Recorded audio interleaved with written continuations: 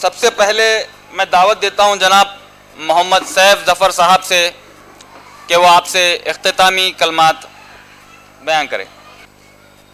وہ معزز تھے زمانے میں، مسلمان ہو کر ہوئے تم خوار تاریخ قرآن ہو کر۔ السلام علیکم ورحمۃ اللہ وبرکاتہ۔ میں سیف محمد آپ سب کے سامنے حاضر ہوا ہوں یہ مقصد اور یہ کوشش کو لے کر کہ لوگ قرآن کی طرف راغب ہو اور اسے پڑھے، سمجھے اور سمجھ کر عمل کرے۔ اس کے علاوہ اس کا ایک دوسرا مقصد یہ بھی ہے کہ مسلمان قرآن کو پورا عمل کرے جیسا کرنا چاہیے۔ آج ہماری قوم کی پوری دنیا میں کیا حال ہے؟ آج ہماری قوم کی پوری دنیا میں یہ حال ہے کہ وہ رسوا ہے اور ذلیل ہے۔ ایسا کیوں؟ آج ہماری قوم دنیا کے اعتبار سے تعداد میں بڑی ہے، مالی حالات سے، دولت سے اور جو ہے تو ہر لحاظ سے جو ہے تو ہماری قوم بڑی ہے، لیکن پھر بھی مسلمان ذلیل ہو رہا ہے اور رسوائی میں جا رہا ہے۔ آج ہم ذکر کریں گے کوئی دولت مند دیش کا، کنٹری کا، تو ہمارے ذہنوں میں سب سے پہلے خیال آتا ہے مسلم ملک کا۔ پھر بھی آج مسلمان پریشان حال ہے، کوئی پرسان حال نہیں ہے، کسی کو کسی کی فکر نہیں ہے۔ اس کی وجہ کیا ہے؟ کبھی آپ لوگوں نے اس چیز پہ غور کیا؟ کبھی سوچا اتنا سب ہونے کے باوجود مسلمان آج پریشان حال کیوں ہے؟ اس بارے میں قرآن کیا کہتا ہے یہ معلوم کریں گے۔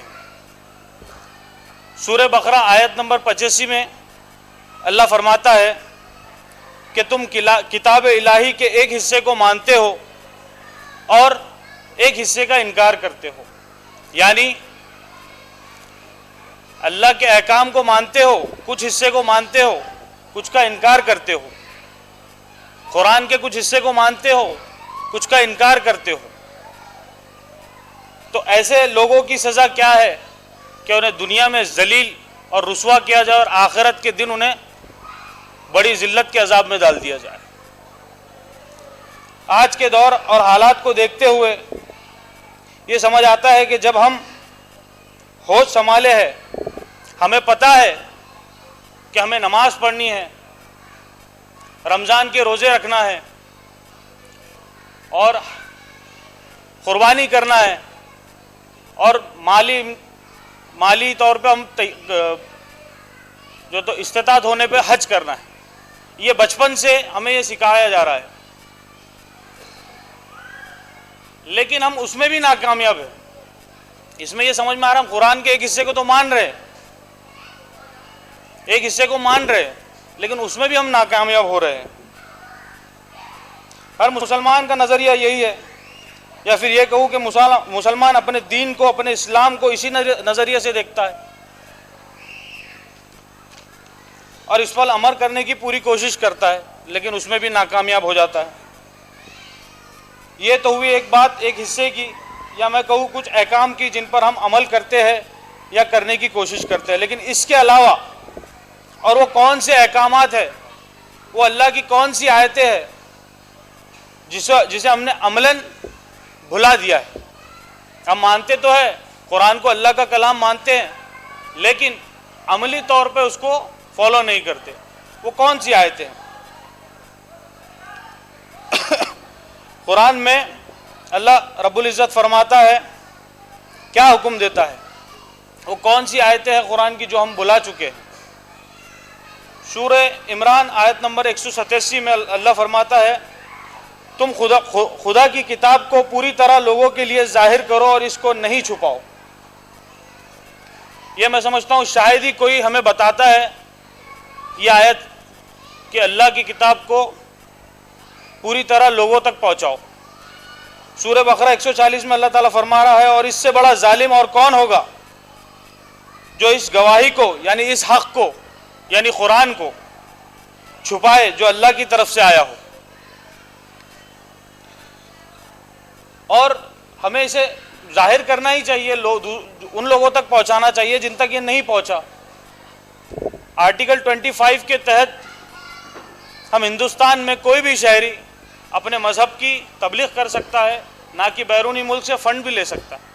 ہمیں اتنی سب آزادی ہونے کے باوجود بھی ہمیں کوئی فکر نہیں، کوئی جذبہ نہیں۔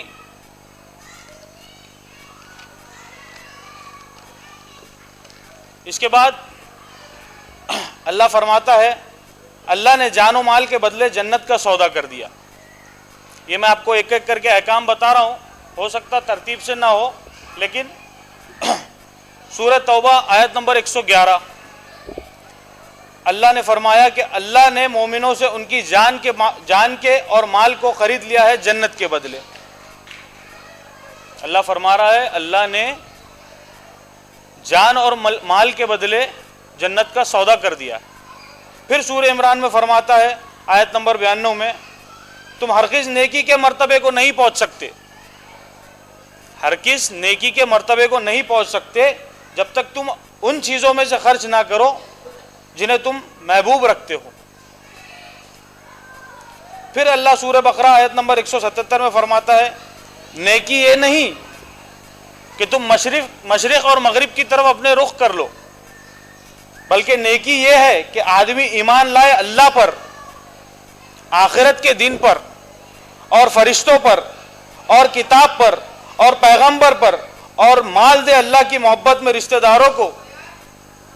یہ فرض ہے، رشتہ داروں کو مال دے اللہ کی محبت میں، اور یتیموں کو، اور محتاجوں کو، اور مسافروں کو، اور مانگنے والوں کو، اور گردنیں چھڑانے میں۔ یہ ایک آیت کے اندر اللہ نے جو ہے تو رشتہ دار، یتیم، محتاج، مسافر اور مانگنے والوں کو اور گردنیں چھڑانے میں اللہ کے کام میں یہ ہے کہ یہ اتنے سارے احکام اس ایک آیت کے اندر 5 سے 7 احکام آ گئے اللہ کے۔ اس کے بعد سورہ بقرہ آیت نمبر 219 میں اللہ تعالیٰ فرماتا ہے اور لوگ تم سے پوچھتے ہیں کہ اللہ کی راہ میں کیا خرچ کرے۔ اب یہ بھی ایک سوال خیال میں آتا ہے اپنے کہ کیا خرچ کرے، تو لوگ پوچھتے ہیں تم سے کہ اللہ کی راہ میں کیا خرچ کرے، تو آپ کہہ دیجئے کہ جو بھی ضرورت سے زیادہ ہے اللہ کی راہ میں خرچ کرے۔ ہمارے پاس تھوڑا مسکنسپشن ہے، میں کسی کو وہ نہیں کر رہا ہوں، لیکن اپنے پاس 2.5% کا چلتا ہے، لیکن یہاں قرآن میں واضح طور پہ اللہ تعالیٰ فرما رہا ہے کہ جو بھی ضرورت سے زیادہ ہے اللہ کی راہ میں خرچ کرو۔ ٹھیک اسی کے بعد سورہ بقرہ آیت نمبر 215 میں لوگ تم سے پوچھتے ہیں کہ کہاں خرچ کرے۔ پہلے پوچھا کہ کیا خرچ کرے، اس کے بعد پوچھا کہاں خرچ کرے۔ کہہ دو کہ جو مال تم خرچ کرو اس میں حق ہے تمہارے ماں باپ کا، اور رشتہ داروں کا، اور یتیموں کا، اور محتاجوں کا، اور مسافروں کا، اور جو بھلائی تم کرو گے وہ اللہ کو معلوم ہے۔ پھر اس کے بعد سورہ منافقون آیت نمبر 10 میں اللہ تعالیٰ فرما رہا ہے، تھوڑا غور دیجئے اس آیت پہ، ہم نے جو کچھ تمہیں دیا ہے اس میں سے خرچ کرو اس سے پہلے کہ تمہیں موت آ جائے۔ ہم نے جو کچھ تمہیں دیا ہے خرچ کرو اس سے پہلے کہ تم کو موت آ جائے۔ پھر وہ کہنے لگے کہ اے میرے رب تو نے مجھے کچھ اور مہلت کیوں نہ دی کہ میں صدقہ کرتا اور نیک لوگوں میں شامل ہو جاتا۔ کیا فرما رہے قرآن کے اندر اللہ تعالیٰ کہ لوگ بولیں گے کہ میں صدقہ کرتا اور نیک لوگوں میں شامل ہو جاتا، اور اسی کے ساتھ ساتھ اللہ رب العالمین قرآن میں فرماتا ہے ظلم کے خلاف آواز اٹھانا۔ سورہ نساء آیت نمبر 135 اے ایمان والو انصاف پر خوب قائم رہنے والے بنو اور اللہ کے لیے گواہی دینے والے بنو، چاہے وہ تمہارے خلاف یا تمہارے ماں باپ یا عزیز خلاف ہو۔ انصاف کے لیے اللہ تعالیٰ بڑا چاہے تمہارے ماں باپ کے خلاف کیوں نہ ہو، لیکن انصاف کے ساتھ کھڑے رہنے والے بنو۔ سورہ اعراف آیت نمبر 199 میں اللہ فرماتا ہے درگزر کرو, نیکی کا حکم دو اور جاہلوں سے نہ الجھو. سورہ عمران آیت نمبر 134, غصے کو پی جاؤ. آج میں پہلے جاب کرتا تھا, کچھ نان مسلم دوستوں میں رہتا تھا, میرا کلائنٹ بیس وہ تھا, تو ان سے مجھے بات یہ پتہ چلی کہ مسلمان بولے تو ان کے نظریے میں یہ ہے ایک گوشت کھانے والا, بات بات پہ آستین چڑھانے والا اور وغیرہ وغیرہ. تو یہ آیت کتنی امپورٹنٹ ہے ہمارے لیے کہ غصے کو پی جاؤ. سورہ بنی اسرائیل آیت نمبر 23 میں اللہ تعالیٰ فرماتا ہے ماں باپ کے تعلق سے کہ ماں باپ کے ساتھ اچھا سلوک کرو اگر وہ تمہارے سامنے بڑھاپے کو پہنچ جائے, ان میں سے ایک یا دونوں, پھر انہیں اف تک نہ کہو اور ان سے احترام کے ساتھ بات کرو اور ان کے سامنے نرمی اور عاجزی کے بازو جھکا دو اور کہو کہ اے میرے رب ان دونوں پہ رحم فرما جیسا انہوں نے بچپن میں میرے ساتھ سلوک کیا, بچپن میں مجھ پہ جیسا رحم فرمایا. سورہ طٰہٰ آیت نمبر 44 میں لوگوں سے نرمی سے بات کرنے کا حکم دیا گیا. یہ بھی ایک احکام ہے, یہ جو اللہ کی طرف سے آرڈر ہے, جیسا ہمارے لیے نماز ہے, احکام قربانی ہے, حج وغیرہ وغیرہ, اسی طرح یہ بھی ایک جو تو اللہ کا احکام ہے جسے ہمیں ماننا چاہیے, اس سے آپ انکار نہیں کر سکتے. اور سورہ عمران میں آیت نمبر 17 میں صبر اور سچائی کا ساتھ دو. پھر اللہ تعالیٰ فرماتا ہے سورہ بقرہ 280 آیت نمبر, اگر ایک شخص تنگی والا ہو یعنی پریشان حال ہو تو فراغی تک اسے مہلت دو. یعنی آپ اگر کسی کو قرض دے رہے ہیں اور وہ تنگی میں ہے تو اللہ فرماتا ہے کہ اس کی فراغی تک اسے مہلت دو. پھر سورہ نساء آیت نمبر 58 میں فرماتا ہے اللہ تمہیں حکم دیتا ہے امانتیں ان کے حقداروں کو پہنچا دو اور جب لوگوں کے درمیان فیصلہ کرو تو انصاف کے ساتھ کرو. یہ احکام اللہ تعالیٰ کی طرف سے ہے. سورہ بلد آیت نمبر 10 میں یہ بھی ایک بہت غور کرنے کی آیت ہے, اور ہم نے اس کو دونوں راستے دکھائے. سورہ بلد میں اللہ تعالیٰ فرما رہا ہے ہم نے اسے دونوں راستے دکھائے, پھر وہ گھاٹی پہ سے ہو کر نہ گزرا. اور تم کیا سمجھے کہ مشکل گھاٹی کیا ہے؟ مشکل گھاٹی یہ ہے کہ بھوک کے دنوں میں کھانا کھلانا خرابت دار یتیم کو یا خاک نشین محتاج کو. بھوک کے تعلق سے اللہ تعالیٰ نے فرمایا کہ کوئی مٹی میں پڑے نادار کو یا بھوک کے دنوں میں زمانے میں کھانا کھلانا, یہ بھی ہم پہ ایک بہت بڑا فرض ہے. سورہ نحل میں اللہ تعالیٰ آیت نمبر 90 میں فرماتا ہے بے شک اللہ حکم دیتا ہے عدل کا اور احسان کا. سورہ مائدہ 2 میں فرماتا ہے تم نیکی اور تقوی میں ایک دوسرے کی مدد کرو. نیکی کرنے میں اور تقوی کرنے میں ایک دوسرے کی مدد کرو. اور اسی کے ساتھ اللہ رب العالمین حکم دیتا ہے پرہیز کرنے کا, احتیاط کرنے کا اور بچنے کا. کن کاموں سے؟ جیسا کہ ہمیں پتا ہے کہ شیطان ہمارا کھلا ہوا دشمن ہے, ہر وقت ہر لمحے بہکانے کی کوشش کرتا ہے, برے کام کرنے کی, ناپاک کام کرنے کی کوشش کرتے رہتا ہے, بے حیائی کی طرف لے جاتا ہے, نافرمانی کرنے پہ, اللہ کی نافرمانی کرنے پہ پوری کوشش کرتا ہے.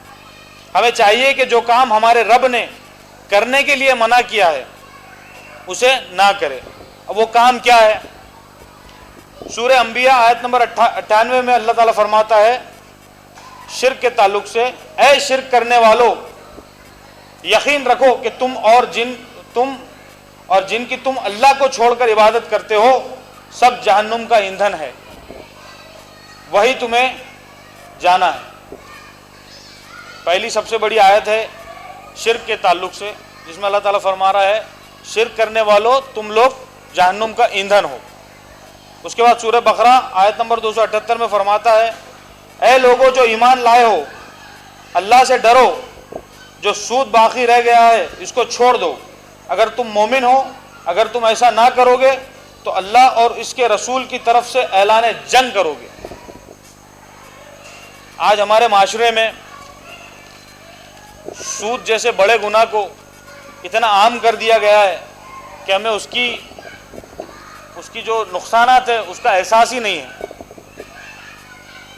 آج لوگ سود میں دھستے چلے جا رہے ہیں اور پریشان ہوتے جا رہے ہیں، اور اللہ تعالیٰ فرما رہا ہے کہ جو لوگ سود لیں گے ہم انہیں جو ہے تو ہم ان کے خلاف جنگ کا اعلان کر دیں گے۔ سورہ بنی اسرائیل آیت نمبر 32 میں، اور زنا کے قریب بھی نہ جاؤ، وہ بے حیائی ہے اور برا راستہ ہے، یہ بھی حکم ہے کہ اللہ ہم کو قرآن میں بتاتا ہے۔ اور سورہ بقرہ آیت نمبر 219 میں، لوگ تم سے شراب کے بارے میں پوچھتے ہیں، شراب اور جوئے کے بارے میں پوچھتے ہیں۔ یہ میں دھیرے دھیرے کر کے آپ کو احکام بتا رہا ہوں جو عام طور پر ہمیں کہیں نہیں بتایا جاتا۔ ہمیں بہت گنی چنی آیتیں بتایا جاتی ہے جس کا نقصان پوری دنیا اٹھا رہی ہے آج، کہ قرآن کے کچھ حصے کو مان رہے اور کچھ کو نہیں مان رہے۔ اس تعلق سے یہ پوری آیتیں میں آپ کے سامنے پیش کر رہا ہوں۔ تو لوگ تم سے شراب اور جوئے کے بارے میں پوچھتے ہیں، کہہ دو کہ ان دونوں چیزوں میں بڑا گناہ ہے، بڑا گناہ ہے۔ آپ کو پتہ ہے جوئے میں انسان اپنا سب کچھ لگا کے پریشان حال ہو جاتا ہے اور ساتھ ہی ساتھ اپنے خاندان کو بھی اس میں سمیٹ لیتا ہے۔ شراب کے تعلق سے بھی آپ کو زیادہ زور دینے کی ضرورت نہیں ہے میرا خیال سے اس پہ۔ سورہ بقرہ آیت نمبر 42 میں اللہ تعالیٰ فرما رہا ہے، اور صحیح میں غلط کو نہ ملاؤ اور سچ کو نہ چھپاؤ۔ آج کچھ اینکر ایسے ہیں، بڑے بڑے اینکر نیوز میں، جو ہوتا کچھ ہے اور بتاتے کچھ ہے۔ کچھ معاملات ایسے ہوتے ہیں جو ہوتے کچھ اور ہے اور بتایا کچھ اور جاتا ہے۔ تو اللہ تعالیٰ اس تعلق سے سورہ بقرہ آیت نمبر 42 میں فرما رہا ہے، اور صحیح میں غلط کو نہ ملاؤ اور سچ کو نہ چھپاؤ۔ پھر سورہ ہجرت میں آیت نمبر 12 میں اللہ تعالیٰ فرماتا ہے، اے ایمان والو، بہت سے گمان سے بچو، کیونکہ کچھ گمان گناہ ہوتے ہیں۔ عام طور پہ ہم گمان کر لیتے اور ہمیں پتہ ہی نہیں چلتا، تو اللہ تعالیٰ بولتے ہیں کچھ گمان سے بچو کیونکہ یہ بڑا گناہ ہے۔ کسی کی غیبت نہ کرو، کیا تم میں سے کوئی اس بات کو پسند کرے گا کہ اپنے مرے ہوئے بھائی کا گوشت کھائے؟ غیبت ہم عام طور پہ یوں ہی کر لیتے ہیں، ہمیں پتہ نہیں چلتا، لیکن اللہ تعالیٰ فرما رہا ہے کہ یہ اس طرح ہے۔ اس طرح بولنے کا مطلب کہ آپ کے سگے بھائی کا گوشت کھانا پسند کرو گے، اسی طرح آپ اپنے بھائی، ہم سب آدم کی اولاد ہے نا، تو اسی طرح ہم ہمارے بھائی کی چغلی کرنا پسند کریں گے۔ سورہ تطفیف میں آیت نمبر 1، خرابی ہے ناپ تول میں کمی کرنے والوں کی، جو لوگوں سے ناپ تول کر لے تو پورا لے، اور جب ان کو ناپ تول کر کے دے تو گھٹا دے۔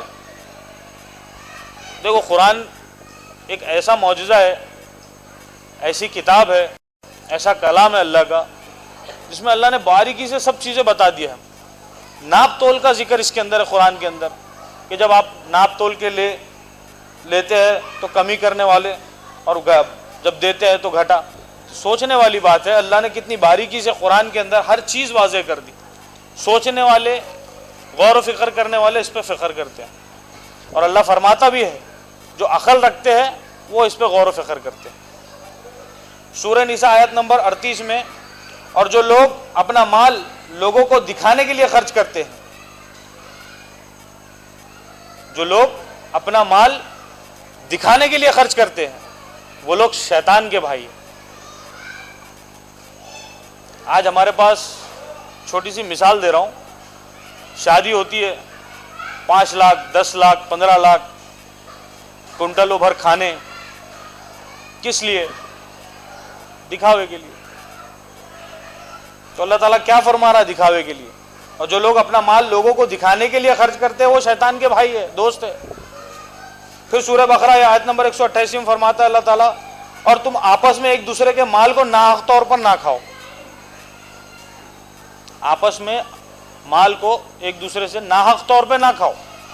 پھر سورہ نساء آیت نمبر 10 میں فرماتا ہے، جو لوگ یتیموں کا مال ناحق کھاتے ہیں وہ لوگ اپنے پیٹوں میں آگ بھر رہے ہیں، اور وہ جلد ہی بھڑکتی ہوئی آگ میں ڈال دیے جائیں گے۔ یتیموں کے مال کے تعلق سے اللہ تعالیٰ فرماتا ہے جو لوگ یتیموں کا مال ناحق طریقے سے کھاتے ہیں اللہ ان کے پیٹوں میں آگ بھر رہا، وہ اپنے پیٹوں میں آگ بھر رہے ہیں اور وہ جلد ہی بھڑکتی ہوئی آگ میں داخل کیا دی جائے گی۔ پھر سورہ نساء آیت نمبر 92، اور مسلمان کا کام نہیں کہ وہ کوئی مسلمان کو قتل کرے۔ یہ بھی ایک آیت ہے قرآن میں کہ مسلمانوں کو نہیں چاہیے کہ آپس میں قتل و غارت کرے، اپنے مسلمان بھائیوں کو مارے۔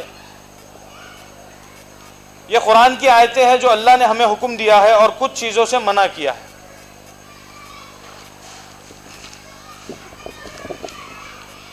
اور سورہ مدثر آیت نمبر 40 میں اللہ تعالیٰ فرماتا ہے جنت والے پوچھتے ہوں گے دوزخ والوں سے۔ یہ غور کیجئے آیت میں، جنت والے پوچھتے ہوں گے دوزخ والوں سے کہ تمہیں کیا چیز دوزخ میں لے کے آئی۔ جنت والے پوچھتے دوزخ والوں سے کہ تمہیں کیا چیز دوزخ میں لے کے آئی، تو وہ کہنے لگے کہ ہم قرآن پڑھنے والوں میں سے نہ تھے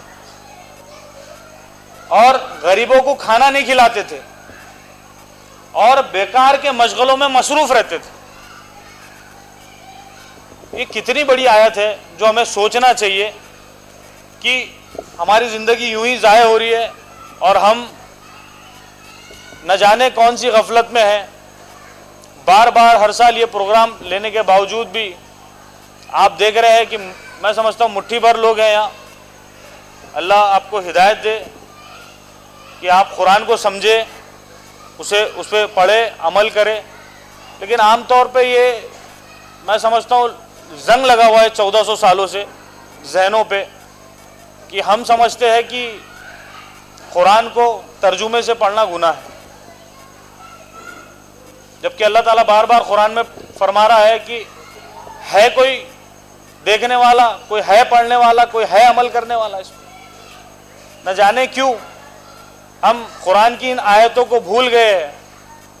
شاید ہم قرآن ہے اس لیے مانتے بھی ہیں لیکن عملی طور پہ ہم نے اسے بھلا دیا گیا اور نہ ہمیں یہ کوئی بتاتا ہے۔ اس یوم القرآن لینے کا مقصد یہی ہے کہ لوگ قرآن کی طرف راغب ہو، اسے سمجھے، اسے پڑھے، اس پہ عمل کرے جیسا کہ اس کو عمل کرنے کا حق ہے، اسے سمجھنے کا حق ہے۔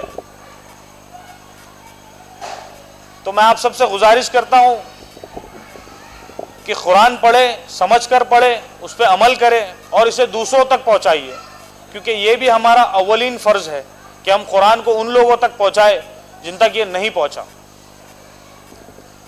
آخر میں دعا کرتا ہوں کہ اللہ تعالی ہم سب کو قرآن سمجھ کر پڑھنے کی توفیق عطا فرمائے اور اس پہ عمل کرنے کی توفیق فرمائے، آمین۔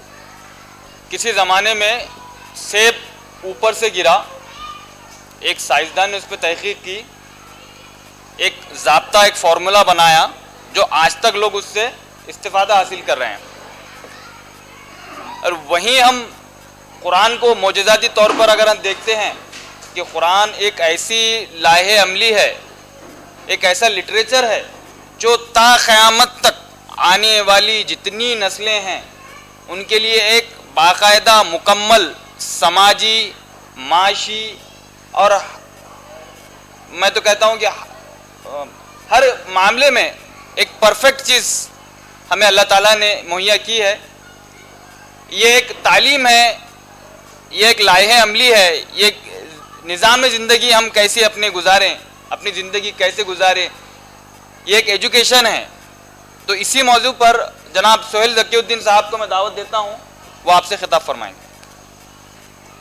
رب اشرح لی صدری، اے میرے رب میرا سینہ کشادہ فرما، وہ یسر لی امری، اور میرا کام آسان کر دے، وحلل عقدۃ من لسانی یفقہوا قولی، اور میری زبان کی گرہ کھول دے تاکہ وہ میری بات سمجھ سکے۔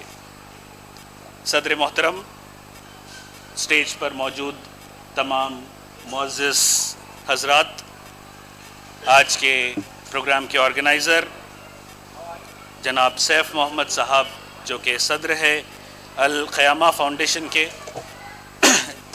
ایڈوکیٹ ایم اے لطیف صاحب، اور جناب صادق حبیب صاحب، میں سب سے پہلے آپ سبھی کو مبارکباد دیتا ہوں کہ آپ نے اس طرح کا پروگرام آج منعقد کیا ہے، اور میں یہاں موجود تمام قرآن کا فہم رکھنے والے، قرآن کو سمجھ کر پڑھنے والے لوگوں کا استقبال بھی کرتا ہوں، اور آپ تمام کو بھی مبارکباد دیتا ہوں کہ کم سے کم آج کے اس دور میں ہم سب یہاں بیٹھ کر، سر جوڑ کر بیٹھ کر ایک فکر کے تحت یہاں جمع ہوئے ہیں۔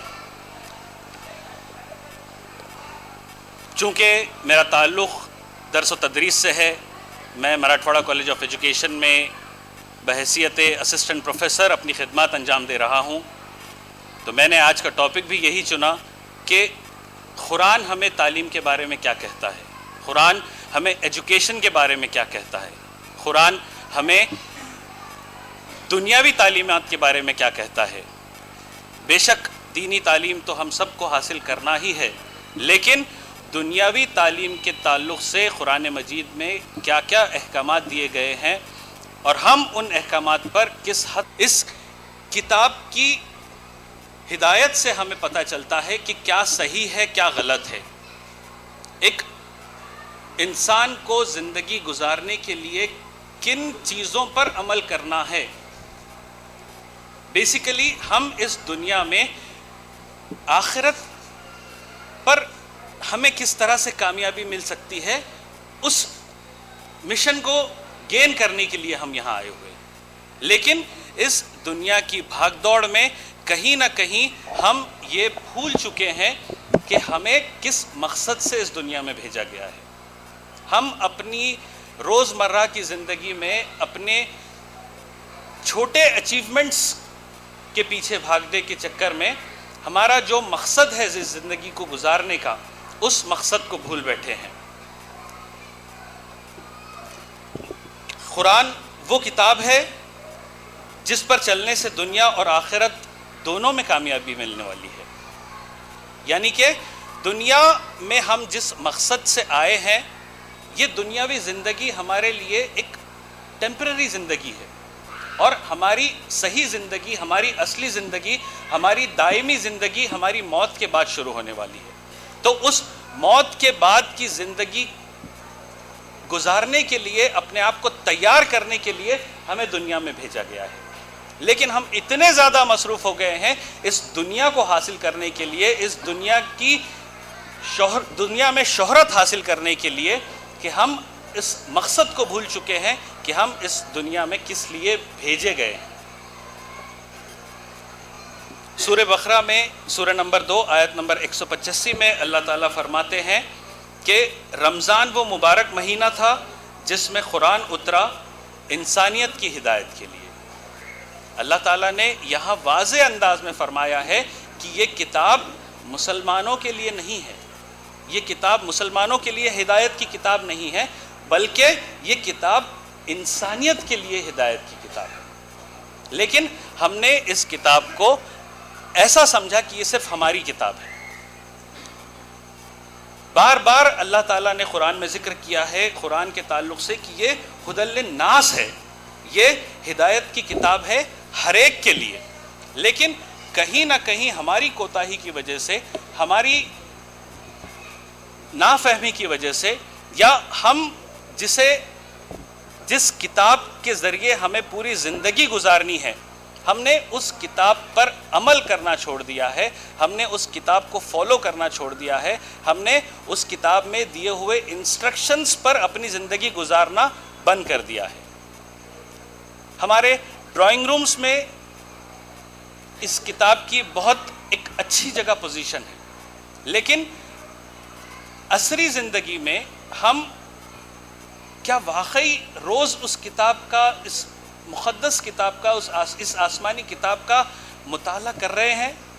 کہیں نہ کہیں ہم اپنی زندگی کی بھاگ دوڑ میں جس مقصد کے لیے ہم یہاں بھیجے گئے ہیں، اس مقصد کو سیکنڈری ہو گیا ہے وہ مقصد، اور ہمارا جو پرائمری مقصد تھا وہ سیکنڈری ہو گیا، جو سیکنڈری مقصد تھا وہ پرائمری ہو گیا۔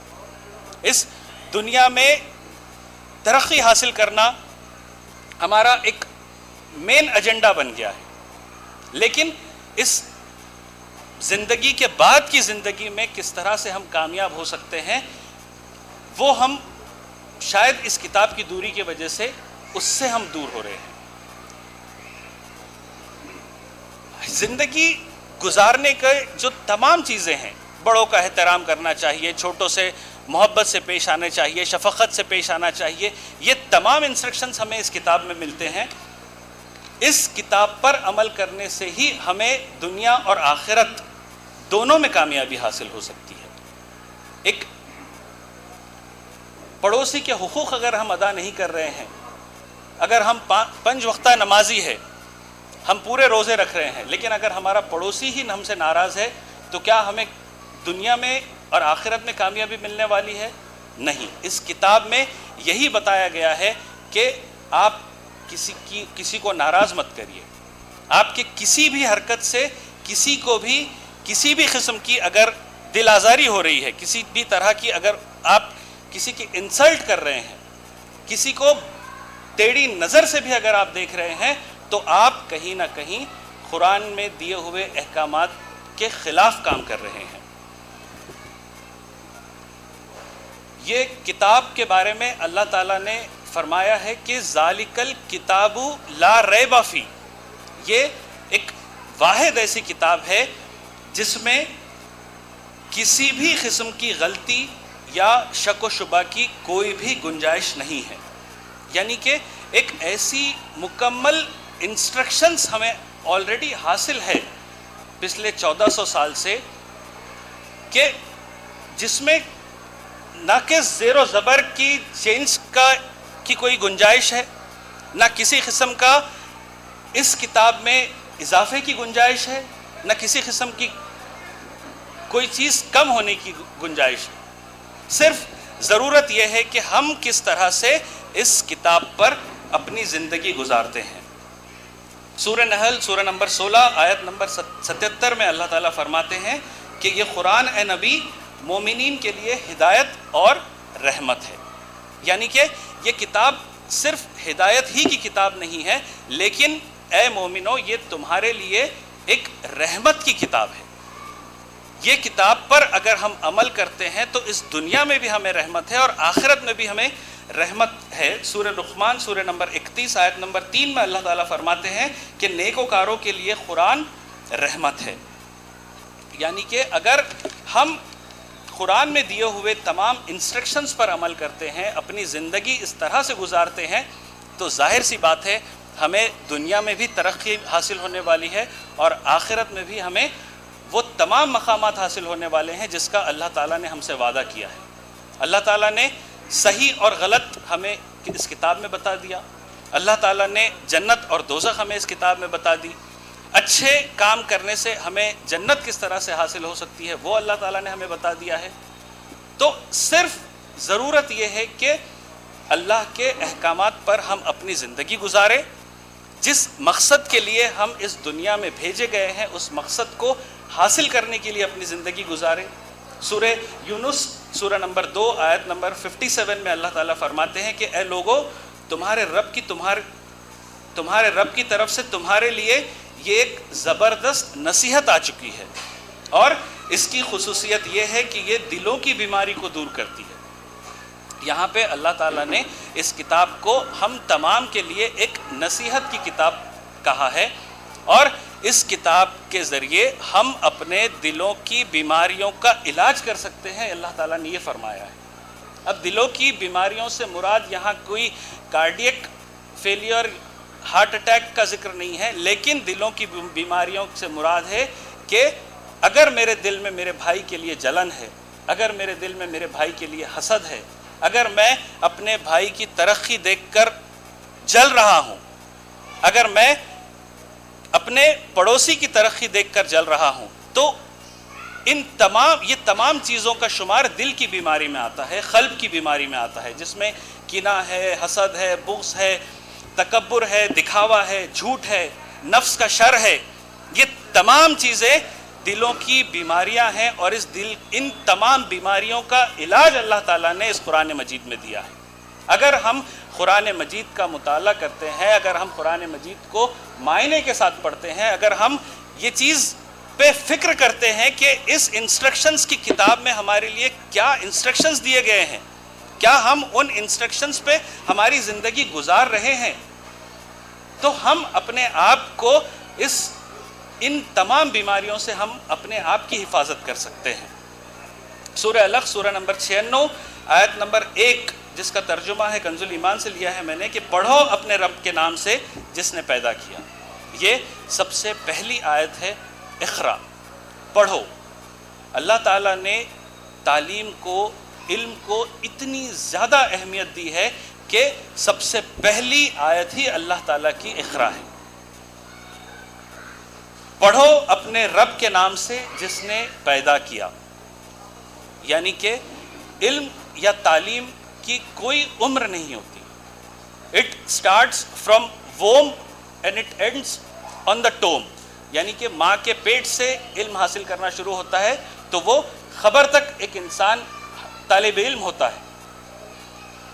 علم حاصل کرنے کے لیے کئی بار اس کتاب میں، اس مقدس قرآن پاک میں انسانوں کے لیے، ہم اشرف المخلوقات کے لیے یہ احکامات دیے گئے ہیں کہ ہم نے کس طرح سے علم کو حاصل کرنا چاہیے، ہم نے کس طرح سے تعلیم کو حاصل کرنا چاہیے۔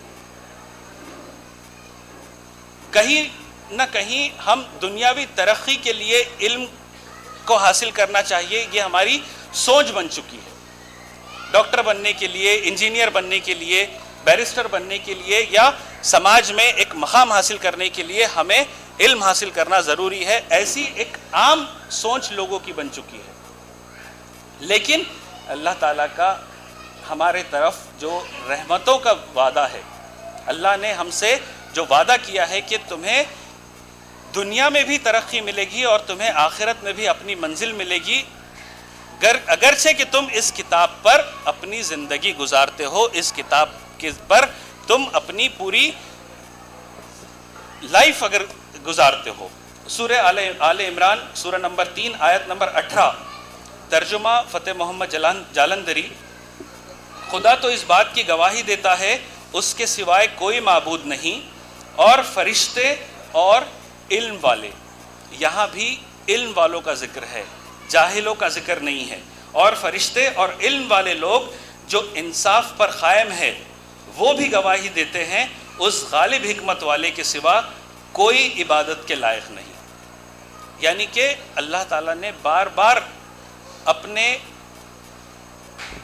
انسانوں کو اس بات کی طرف اشارہ دیا ہے کہ تم جہالت سے دور سوائے علم کے نہیں ہو سکتے۔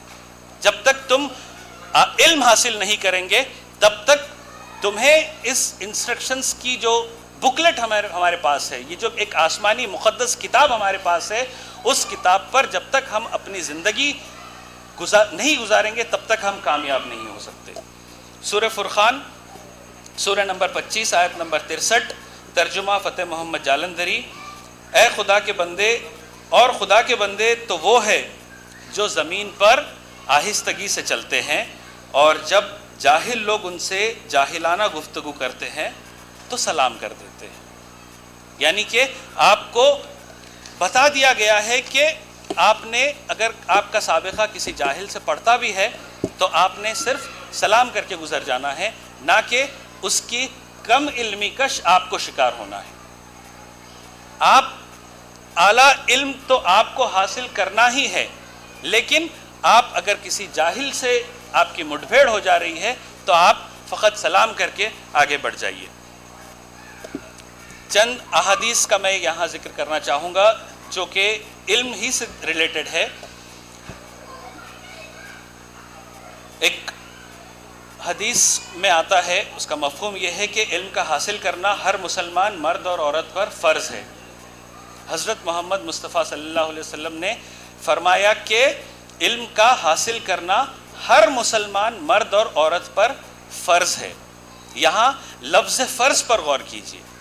جس طرح ہم اپنے آپ کو ایک پکا مسلمان ثابت کرنے کے لیے 5 وقت نماز پڑھتے ہیں، ایک پکا مسلمان ثابت کرنے کے لیے قرآن کی تلاوت کرتے ہیں، اللہ کے احکامات پر ہم عمل کرتے ہیں، اسی طرح سے علم حاصل کرنا بھی ہمارے لیے فرض بتایا گیا ہے۔ اس حدیث کے حساب سے ہر مسلمان مرد اور عورت پر فرض ہے، یہ کمپلشن ہے. لیکن اگر ہم ڈراپ آؤٹ ریٹ دیکھیں تو مسلمانوں کا زیادہ ہے. ہم اگر ہوٹل میں کام کرنے والے بچے دیکھیں تو مسلمان ہیں. ہم اگر اینٹ کی بھٹی پہ کام کرنے والے دیکھیں تو وہ ہماری قوم کے بچے ہیں.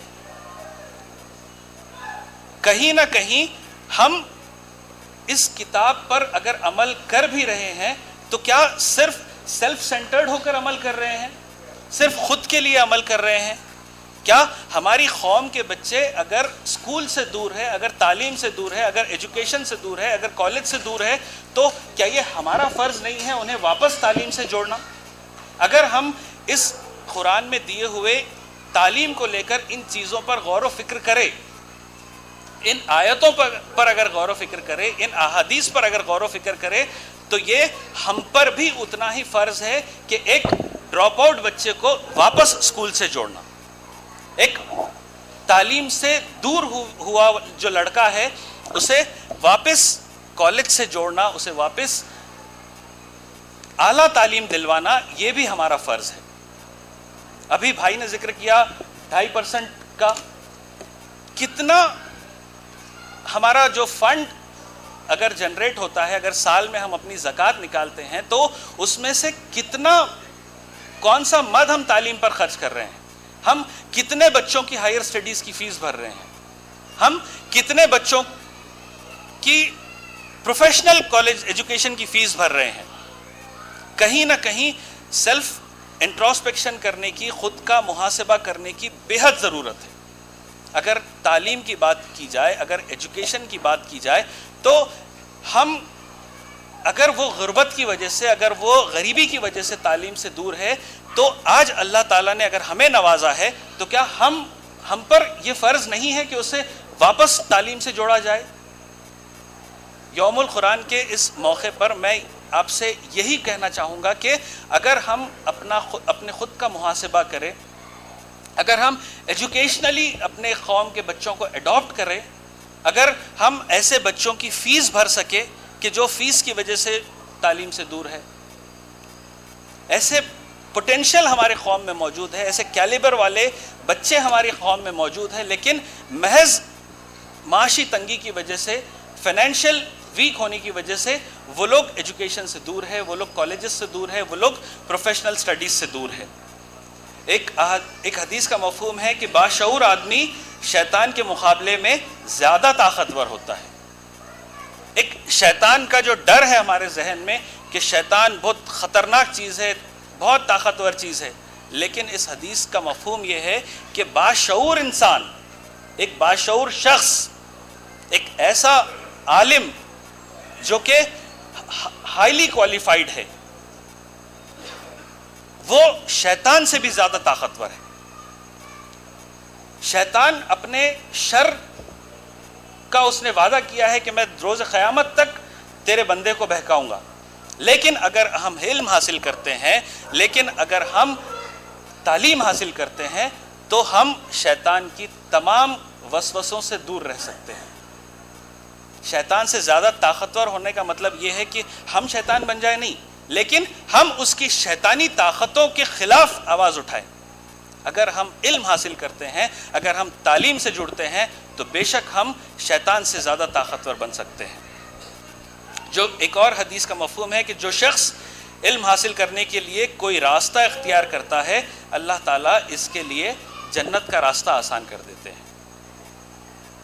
جس مقصد کے لیے ہم دنیا میں آئے ہوئے ہیں، جس مقصد کے لیے ہم زندگی گزار رہے ہیں، وہ مقصد ہی ہمارا حاصل ہونے والا ہے. اللہ تعالیٰ خود ہمارا جو راستہ ہے وہ آسان کرنے والے ہیں. اتنی امپورٹنٹ ہے تعلیم، اتنا امپورٹنٹ ہے علم.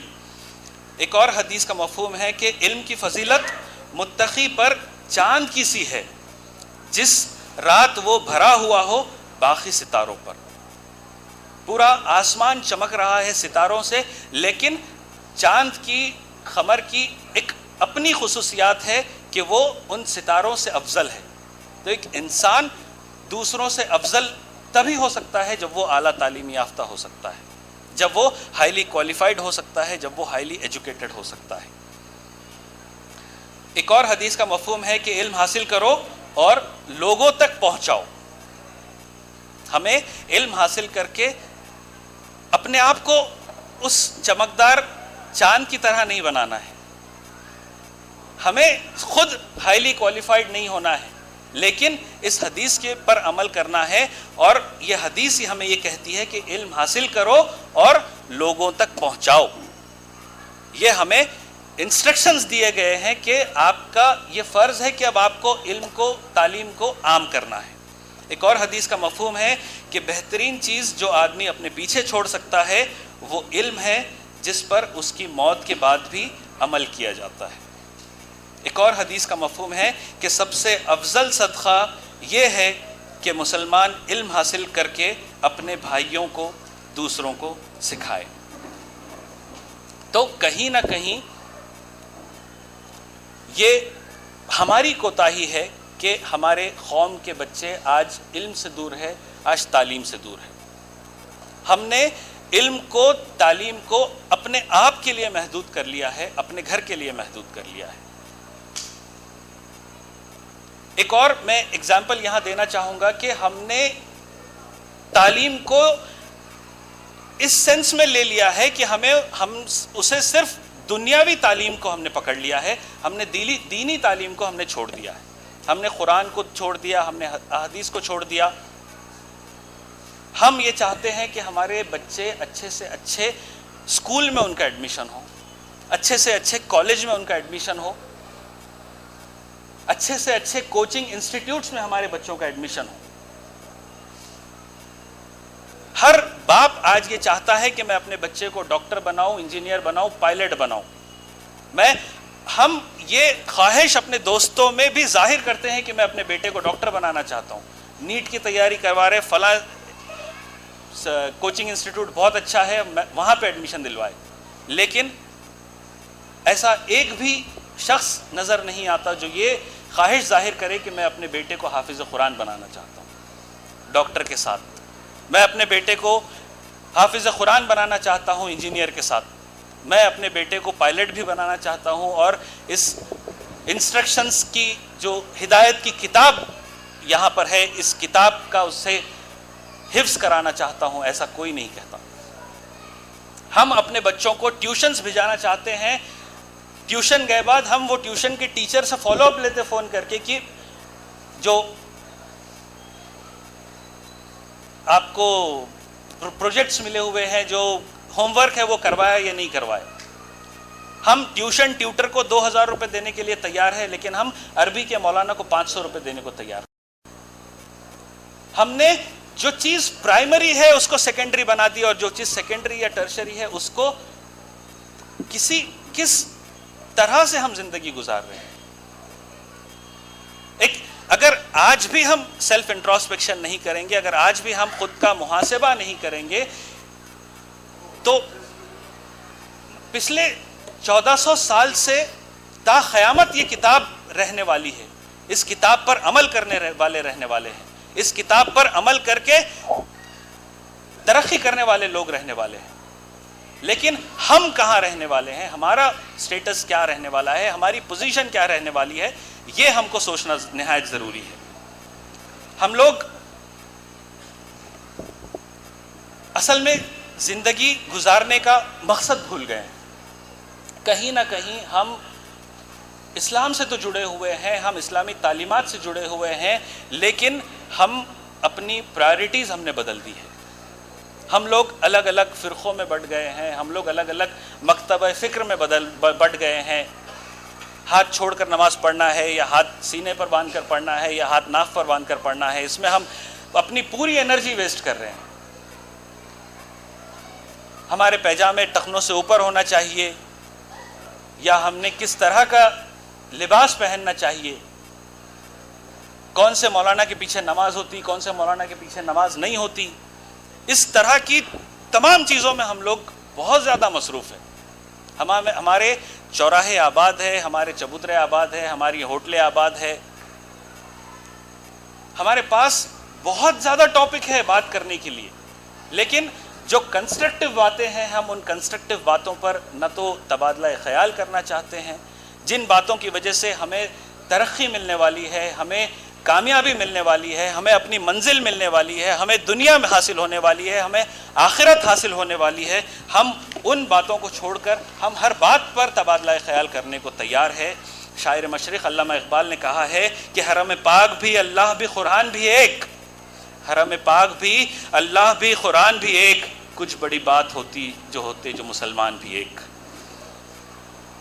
اللہ تعالیٰ کہنے سننے سے زیادہ ہمیں عمل کی توفیق عطا فرمائے۔ وآخر الدعوانا الحمدللہ رب العالمین۔ ابھی آپ کے سامنے جناب عبد الرحمن صاحب جو خاص ہمارے مہمان خصوصی بھی ہیں، میں ان سے گزارش کرتا ہوں کہ وہ آپ سے مخاطب ہوں۔ دعوت دین کا کمپلسری پارٹ ہے، مگر آج دعوت، فریض دعوت امت مسلمہ کے اندر پوری طرح اجنبی ہو چکا ہے۔ اکا دکا ایکسیپشن ہو سکتا ہے، مگر عام جو حالت ہے، جیسا کہ دعوت ہے نا، اٹھ گیا امت سے فریض دعوت۔ کہیں دعوت کا چرچا نہیں، مسجدوں میں چرچا نہیں، حالانکہ دعوت دین کا کمپلسری پارٹ ہے۔ آپ کے اندر دین آئے گا تو دعوت آنا ہی ہے۔ ایسا نہیں ہو سکتا کہ آپ کے اندر دین آ گیا مگر دعوت نہیں ہے۔ آپ قرآن کے مومن بنے مگر آپ قرآن کے داعی نہیں بنے، ایسا نہیں ہو سکتا۔ تو یہی میسیج ہے نا آپ کے سامنے ہے۔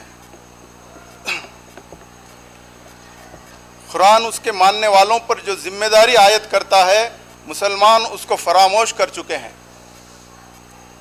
مسلمان قرآن سے جذباتی تعلق تو ضرور رکھتا ہے، لیکن قرآن مسلمانوں پر جو دعوتی فریضہ عائد کرتا ہے اس سے مسلمانوں کو کچھ لینا دینا نہیں۔ اب قرآن مسلمانوں کی ایک قومی کتاب بن کر رہ گیا ہے۔ وہ ان کے لیے کتاب ہدایت اور کتاب دعوت نہیں رہا۔ قرآن ان کے لیے قومی کتاب، قرآن خوانی والی کتاب، ختم قرآن والی کتاب، ایصال ثواب والی کتاب تو بنا، لیکن وہ ان کے لیے حق کی دریافت نہیں بنا۔ حق کی دریافت بنتا تو قرآن کے کمپلسری داعی بنتے۔ ہو ہی نہیں سکتا ایسا کہ آپ قرآن کے مومن بنے مگر داعی نہیں بنے۔ اب مثالیں میں قرآن سے دوں گا، آگے آپ کے غور سے سماعت فرمائیے آپ۔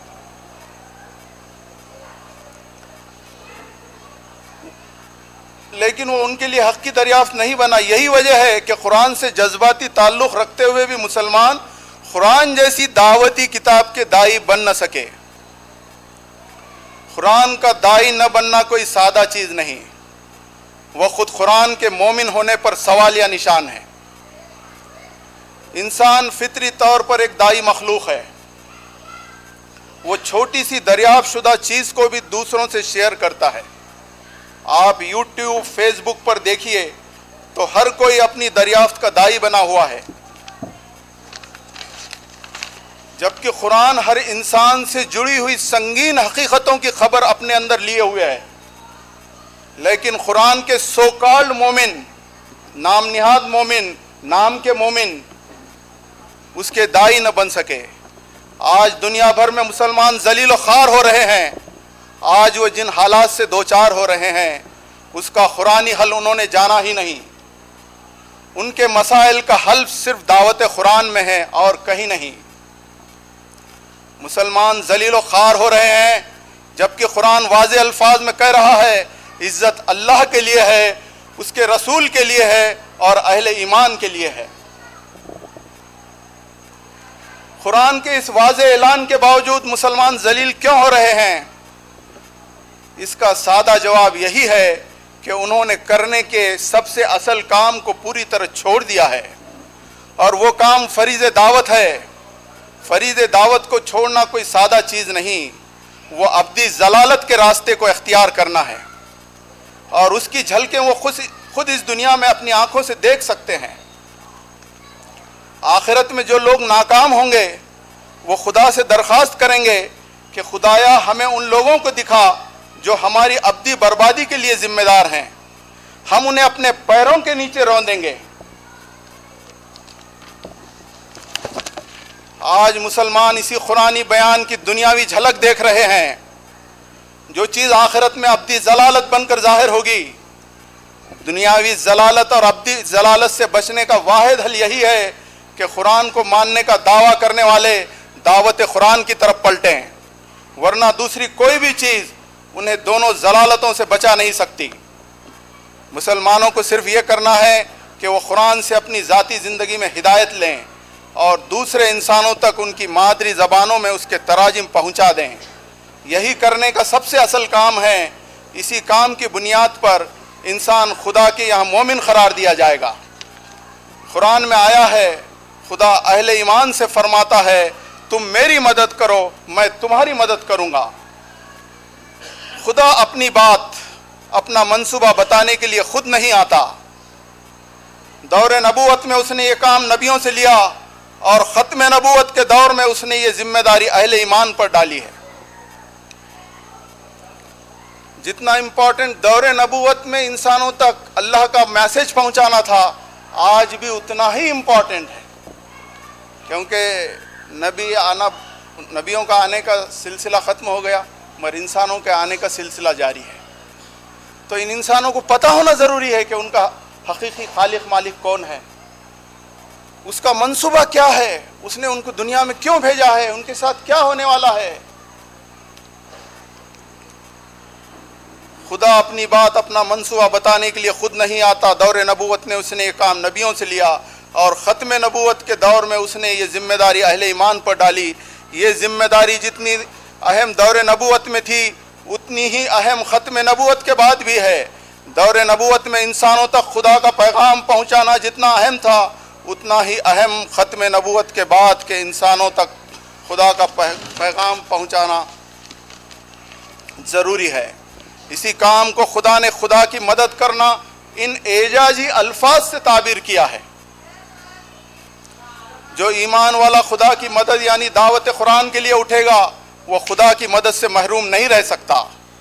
یہ خود خدا کا وعدہ ہے جو وعدے کے خلاف نہیں کرتا۔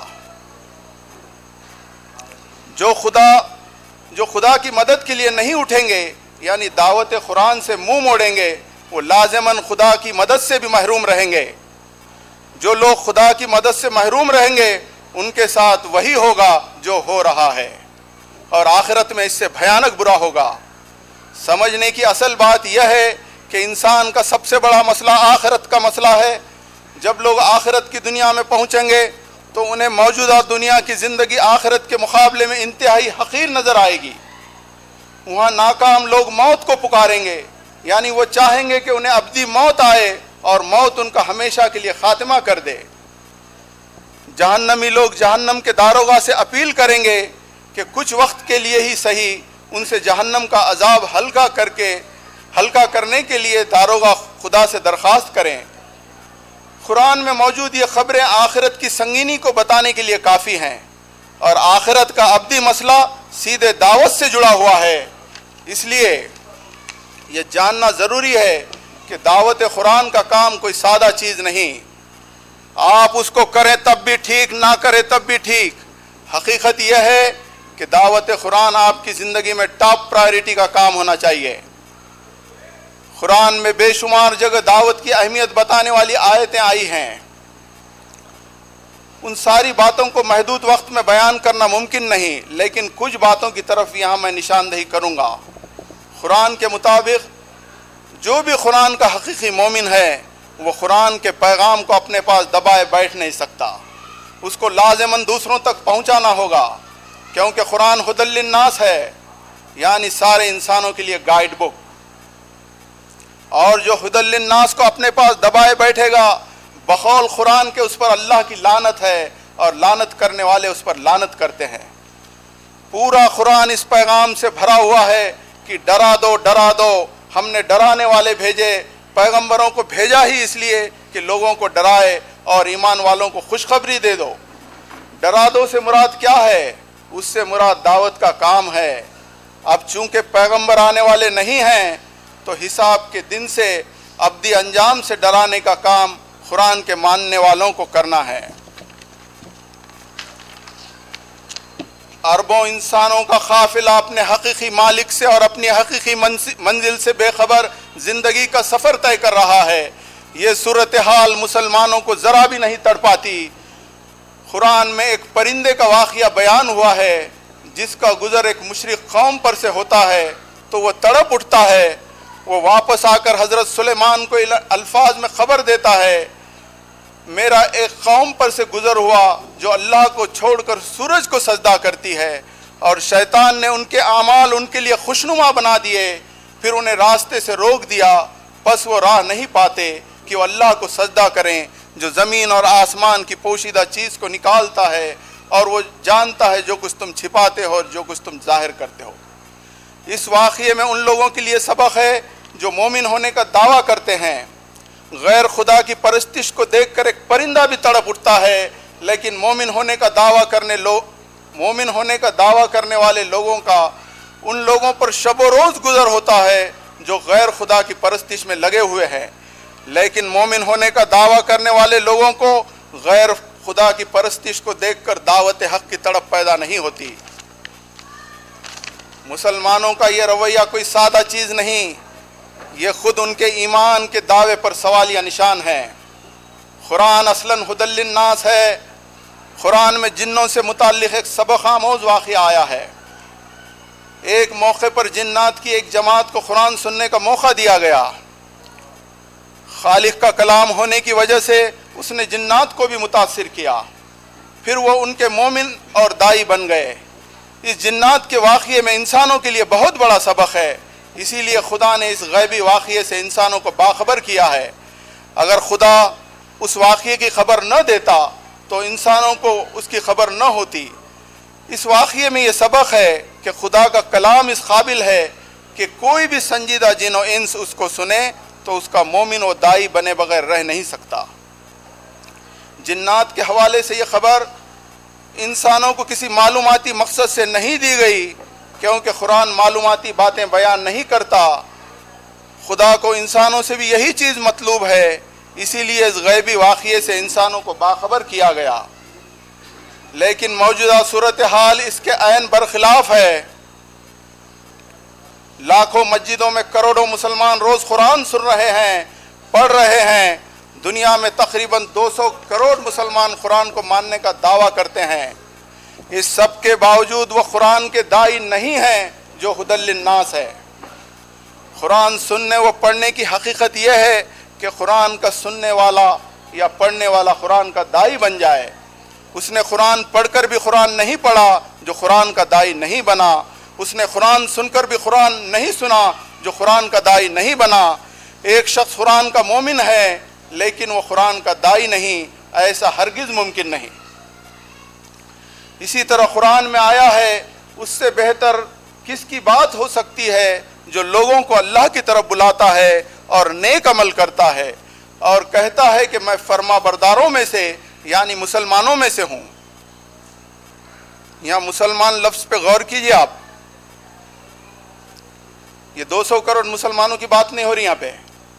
قرآن کی اس آیت میں خدا کی نظر میں مسلم یعنی فرما بردار بندہ کون ہے، اس کو واضح الفاظ میں بتا دیا گیا ہے۔ وہ بندہ جو اپنی ذات کی سطح پر خدا کی مطلوب زندگی گزارتا ہو اور سماج کی سطح پر دین حق کا داعی ہو۔ یہ وہ دو کام ہیں جنہیں ایک دوسرے سے الگ نہیں کیا جا سکتا۔ یہی دو کام انسان کو خدا کی نظر میں مسلم یعنی فرما بردار بناتے ہیں، لیکن موجودہ مسلمانوں کا حال یہ ہے کہ وہ محض لیبل دھاری مسلمان ہیں، نہ کہ حقیقی مسلمان۔ عام طور پر ایک بے بنیاد بات کہی جاتی ہے کہ دعوت کا کام سارے مسلمانوں کا کرنے کا کام نہیں ہے۔ بلا شبہ یہ شیطانی شوشہ ہے۔ دعوت کا کام ہر ایمان والے پر فرض ہے اگر وہ حقیقی مومن ہے۔ جس قرآن میں ختم نبوت کا اعلان ہے، اسی قرآن میں ختم نبوت کے بعد نبی والے کام کو قیامت تک انجام دینے کی ذمہ داری امت محمدی پر ڈالی گئی ہے۔ اس سے متعلق آیتیں یہ ہیں: محمد تمہارے مردوں میں سے کسی کے باپ نہیں ہیں، لیکن وہ اللہ کے رسول اور نبیوں کے خاتم یعنی آخری نبی ہیں. اسی کے ساتھ قرآن میں آیا ہے اور اس طرح ہم نے تمہیں بیچ کی امت بنا دیا تاکہ تم ہو لوگوں پر حق کی گواہی دینے والے اور رسول ہو تم پر حق کی گواہی دینے والا. اسی طرح سورہ حج میں آیا ہے اللہ فرشتوں میں سے اپنا پیغام پہنچانے والا چنتا ہے اور انسانوں میں سے بھی بے شک اللہ سننے والا دیکھنے والا ہے. وہ جانتا ہے جو کچھ ان کے آگے ہے اور جو کچھ ان کے پیچھے ہے اور اللہ ہی کی طرف لوٹتے ہیں سارے معاملات. اے ایمان والو رکوع اور سجدہ کرو اور اپنے رب کی عبادت کرو اور بھلائی کے کام کرو تاکہ تم کامیاب ہو اور اللہ کی راہ میں جہاد کرو جیسا کہ جہاد کرنے کا حق ہے. اسی نے تمہیں چنا ہے اپنے پیغام رسانی کے لیے اور اس نے دین کے معاملے میں تم پر کوئی تنگی نہیں رکھی. تمہارے باپ ابراہیم کا دین اسی نے تمہارا نام مسلم یعنی فرما بردار رکھا اس سے پہلے اور اس قرآن میں بھی تاکہ رسول تم پر حق کی گواہی دے اور تم لوگوں پر حق کی گواہی دینے والے بنو. اسی طرح قرآن میں آیا ہے تم بہترین گروہ ہو جسے لوگوں کے لیے نکالا گیا ہے. تم بھلائی کا حکم دیتے ہو اور برائی سے روکتے ہو. یہاں سمجھنے کی بات یہ ہے کہ کوئی شخص صرف مسلمان کے گھر پیدا ہونے سے خیر امت یعنی بہترین گروہ کا حصہ نہیں بن سکتا. خیر امت کا حصہ وہی شخص بنے گا جو اس کی شرط پوری کرے گا.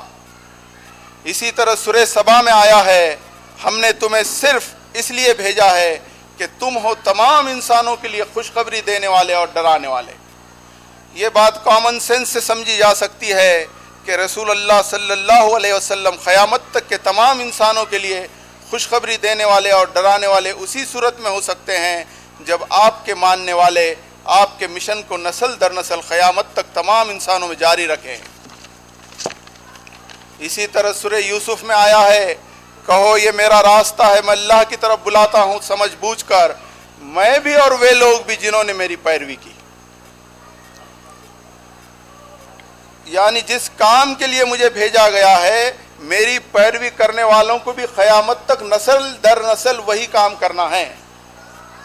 سورہ البقرہ کی آیت 143 میں اور سورہ حج کی آیت 78 میں رسول کے لیے الفاظ آئے ہیں یکون الرسول علیکم شہیدا جس کے معنی ہے رسول تم پر گواہ ہے.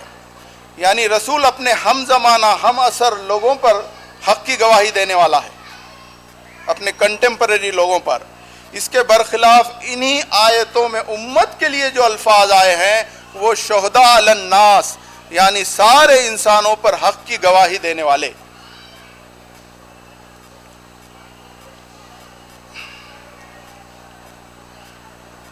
یکون الرسول علیکم شہیدہ کے الفاظ رسول کے لیے آئے مگر امت کے لیے جو الفاظ قرآن میں آئے وہ الفاظ شہداء علی الناس یعنی سارے انسانوں پر حق کی گواہی دینے والے.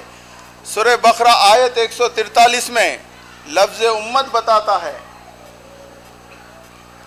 کہ ختم نبوت کے بعد یہ کام امت محمدی کے ذمہ ڈالا جا رہا ہے. اب اس نبی والے کام کی ذمہ داری کسی ایک انسان کی نہیں ہے بلکہ پوری امت کی ہے. یہاں امت کو الناس سے جوڑا گیا ہے. الناس یعنی سارے انسان مینکائنڈ.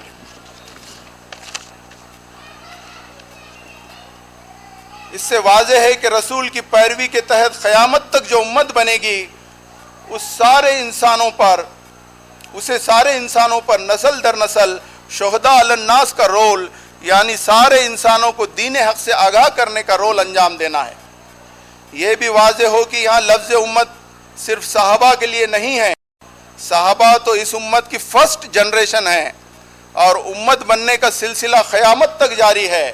اس امت کا فرد ممبر وہی انسان بنے گا جو شہداء علی الناس کے مشن میں اپنے آپ کو شامل کرے گا. امت محمدی کا ممبر بننا اپنے آپ پر لیبل لگانے کی بات نہیں ہے بلکہ یہ وہ ذمہ داری ہے جس کو ادا کر کے ہی کوئی شخص خدا کی نظر میں امت محمدی کا ممبر بن سکتا ہے. صحابہ امت محمدی کے ممبر بنے اس وجہ سے کہ انہوں نے اس شرط کو پورا کیا جو خدا کی طرف سے امت پر عائد ہے. بات کو بھی جو ایمان والا اسی شرط کو پورا کرے گا وہ خدا کے یہاں امت محمدی کا ممبر قرار دیا جائے گا. اور وہ شرط شہداء علی الناس کی ذمہ داری ادا کرنا ہے۔ شہداء علی الناس کوئی سادہ چیز نہیں ہے، بلکہ اسی کام کی بنیاد پر سارے انسانوں کے ابدی انجام کا فیصلہ ہونے والا ہے۔ جیسا کہ قرآن میں ارشاد ہوا ہے، اور زمین اپنے رب کے نور سے چمک اٹھے گی اور کتاب رکھ دی جائے گی اور پیغمبر اور گواہ حاضر کیے جائیں گے اور لوگوں کے درمیان ٹھیک ٹھیک فیصلہ کر دیا جائے گا اور ان پر کوئی ظلم نہ ہوگا۔ یہاں گواہ سے مراد غیر پیغمبر دائی ہیں۔ جو مسلمان شہداء علی الناس کی شرط کو پورا نہیں کریں گے، ان کے تعلق سے قرآن والا پیغمبر خدا کی عدالت میں ان سے اپنی بے تعلقی کا اظہار کرے گا اور یہ گواہی دے گا کہ اے میرے رب، میری قوم نے اس قرآن کو کتاب مہجور بنا دیا تھا، یعنی ابینڈنڈ بک بنا دیا تھا، یعنی پوری طرح اس کو ترک کر دیا تھا۔ قرآن کو ترک کرنے والے وہی لوگ ہیں جو قرآن سے رسمی اور نسلی تعلق تو رکھے ہوئے ہیں، لیکن وہ نہ خود قرآن کی تعلیمات پر عمل کرتے تھے اور نہ وہ قرآن کے دائی۔ کوئی شخص قرآن کو سچے معنی میں اپنائے اور قرآن کا دائی نہ بنے، ایسا ہرگز ممکن نہیں۔ یہاں ایک اہم بات یہ بھی واضح ہوتی ہے کہ جن لوگوں کے تعلق سے خدا کا رسول اپنی بے تعلقی کا اظہار کرے گا، ان کے لیے قرآن میں لفظ امت نہیں آیا ہے بلکہ لفظ قوم آیا ہے۔ یا وقال الرسول کیا ہے آیت؟ یا ربی ان قوم حاذا القرآن مہجورا، ایسی آیت ہے وہ، تو وہاں لفظ قوم آیا ہے، لفظ امت نہیں آیا۔ اس قرآنی بیانات کی روشنی میں امت کی حقیقت پوری طرح واضح ہو جاتی ہے۔ یہاں میں ایک بات یہ بھی واضح کرنا چاہوں گا کہ داعی کا کام صرف پیغام پہنچا دینا ہے۔ ارشاد ہوا ہے علیک البلاغ وعلینا الحساب، یعنی پہنچانا تمہارا کام ہے اور حساب لینا ہمارا کام۔ کسی کو کلمہ پڑھانا یا اس کا نام بدلنا، اس کو اس کے خاندان سے توڑنا، اس کا پہناوا بدلنا، اس کو داڑھی رکھوانا، ٹوپی پہنانا یا ختنہ کروانا، اس سے دعوت کا کچھ لینا دینا نہیں۔ یہ سارے کام غیر دعوت والے کام ہیں، حقیقی دعوت سے ان کا کوئی تعلق نہیں۔ اور آپ دعوت کے نام پر غیر دعوت والے کام کریں گے تو آپ خدا کی مدد نہیں پا سکتے۔ آپ کا کام صرف خیرخواہی کے ساتھ خدا کا پیغام پہنچانا ہے اور مدعو کے حق میں دعا کرنا ہے۔ مدعو کا کام ہے کہ وہ خود سچائی کو دریافت کرے اور حق کے حق ہونے کی دل سے گواہی دے۔ اللہ سے دعا ہے کہ وہ ہم سب کی مدد فرمائے۔ تو دیکھیے، یہ وہ چیز ہے جو آج امت میں اجنبی ہو گئی سر۔ وہ دعوت قرآن ہے، وہ دین حق کی دعوت ہے۔ ایک حدیث میں آیا تھا کہ جب دین شروع ہوا تو وہ اجنبی تھا اور بعد کو وہ اجنبی ہو جائے گا، لیکن جو اجنبی دین کو پکڑیں گے ان کے لیے اللہ کے رسول فرماتے کہ اجنبیوں کو مبارکباد۔ تو یہاں دین سے اجنبی ہونا کیا مراد ہے؟ قرآن تو محفوظ ہے، اللہ کا وعدہ ہے، وہ اس پہ کوئی آنچ آنے والی نہیں۔ قرآن محفوظ ہوتے ہوئے بھی دین اجنبی ہو گیا، کیونکہ قرآن آج مسلمانوں کے لیے کتاب ہدایت نہیں رہا اور نہ کتاب دعوت رہا۔ تو یہی دو قرآن کی چیزیں جو گم ہو گئی، اسی کو دین اجنبی ہونے سے تعبیر کیا گیا ہے۔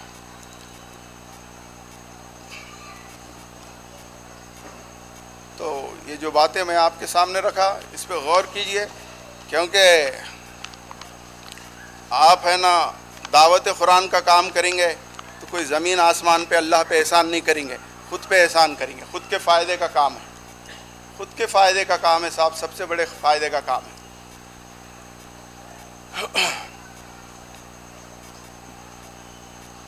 تو اور آپ کو مزید ہے نا دعوت سے تعلق رکھنے والی کتاب چاہیے تو ایک میری کتاب ہے، یہ قرآن سارے انسانوں کے لیے گائیڈ بک، یہاں پہ دستیاب ہے، آپ چاہے تو لے سکتے۔ طیب ظفر صاحب سے میں گزارش کرتا ہوں کہ وہ حالت حاضرہ قرآن کی روشنی میں آپ سے گفتگو فرمائیے۔ حالات حاضرہ کی اگر بات کی جائے تو علامہ اقبال کے 4 مصرے جو میں نے نوٹ کیا تھا، مجھے لگتا ہے کہ انہی 4 مصروں سے بات کی شروعات ہونی چاہیے، کیونکہ حالات ایک دن میں خراب نہیں ہوتے، اسی طرح حالات بگڑے ہوئے ایک دن میں سنور بھی نہیں جاتے۔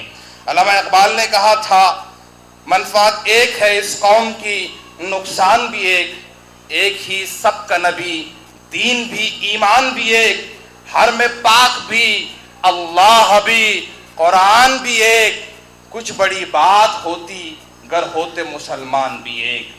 آگے علامہ فرماتے ہیں کہ فرقہ بندی ہے کہیں اور کہیں ذاتیں ہے، کہ زمانے میں پنپنے کی یہی باتیں ہیں۔ حالات کا دار و مدار، حالات کی بنیاد، حالات کی جڑ اور حالات کا بیج اگر ہم کہیں نہ کہیں دیکھتے ہیں تو وہ انتشار ملت ہے، وہ انتشار قوم ہے، وہ انتشار ہے ہمارے درمیان کا، کہ ہم نے قرآن کو پس پشت ڈالا، ہم نے نبی اکرم صلی اللہ علیہ وسلم کے احکامات کو پس پشت ڈالا، ہم نے صحابہ اکرام کی زندگیوں کو پس پشت ڈالا، اور ہم نے فرقہ بندیوں کو یقینی بنایا۔ اس پروگرام کی دعوت گزشتہ 15 دن سے چل رہی ہے، اور جب اس پروگرام کی دعوت نامہ سرکولیٹ ہونے لگا، کوئی دن ایسا نہیں تھا کہ مجھے کوئی نہ کوئی فون آ جاتا تھا اور وہ یہ کہتا تھا کہ طیب صاحب آپ کا اس پروگرام میں کیا کام؟ کیونکہ اگر آپ حدیث پہ بات کریں تو آپ کے اوپر اہل حدیث کا جو ہے تو اسٹامپ لگ جاتا ہے، آپ قرآن پہ بات کریں تو آپ کے اوپر اہل قرآن کا اسٹامپ لگ جاتا ہے، اگر آپ سنت نبوی پہ بات کریں تو آپ کے اوپر اہل سنت کا اسٹامپ لگ جاتا ہے، اگر آپ دین و تبلیغ کی بات کریں تو آپ کو تبلیغی جماعت کا اسٹامپ لگ جاتا ہے۔ میں آج اس چھت کے نیچے اس لیے ہوں کہ اس امت کو یہ بتایا جائے کہ ہم ان تمام سے پہلے امت محمدی ہے، اور اس بات کو ہم کو سمجھنا ہوگا۔ قرآن نازل ہم پر اسی لیے ہوا ہے کہ قرآن کے اندر بار بار یہ کہا گیا کہ غور و فکر کرو۔ اللہ جو ہے تو ہم کو ہر 2-4 آیات کے بعد غور و فکر کی طرف لے کر چلتا ہے۔ حالات کی اگر ہم بات کریں گے تو قرآن نے اپنے اندر الگ الگ قوموں کے حالات بیان کیے ہیں۔